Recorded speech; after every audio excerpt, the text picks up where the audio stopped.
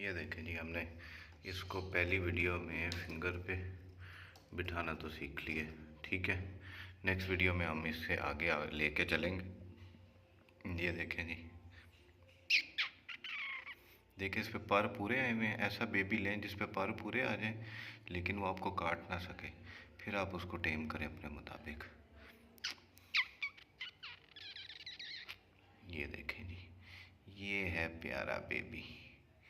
ये देखें जी, इसे कहते हैं प्यारू सा बेबी।